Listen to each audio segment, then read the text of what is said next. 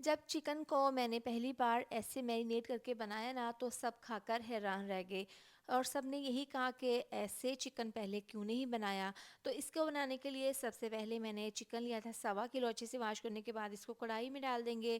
खड़े मसालों में लौंग, बड़ी इलायची, छोटी इलायची, साबुत काली मिर्च, दालचीनी के 2 टुकड़े हैं।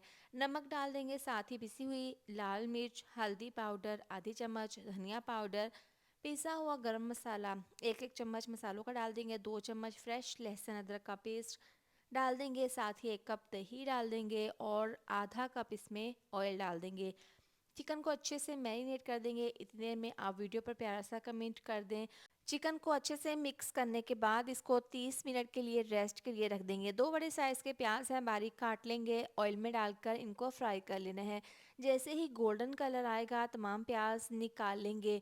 अब जो चिकन हमने मैरिनेट करके रखा था, देखें इसको 30 मिनट हो गए हैं, काफ़ी इसने पानी छोड़ दिया है। इसको चूल्हे पर रख देंगे पकने के लिए।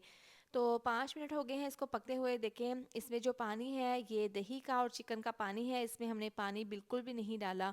इसको मिक्स कर लेंगे और इसको इतना पकाएंगे कि दही का पानी बिल्कुल ख़त्म हो जाए। तो यहाँ पर इसको तकरीबन 4 से 5 मिनट हो गए हैं। दही का पानी देखें ड्राई हो गया है। इसके बाद जो प्याज हमने फ्राई किए थे, हल्का सा हवन दस्ते में इसको हमने कूट लेना है, यानी कि इसका पेस्ट बना लेना है इस तरीके से। अब यहाँ पर है 3 चम्मच नारियल का पाउडर, ये डाल देंगे इसके अंदर, मिक्स कर लेंगे। इसमें प्याज का पेस्ट डाल देंगे और इस तरह से डालकर इसको मिक्स कर लेंगे। अच्छे से भुनाई करने के बाद इस चिकन को हमने गलाना है। 1 गिलास डाल देंगे पानी और इसको 10 मिनट के लिए कवर करके मीडियम टू लो आंच पर पकाएंगे।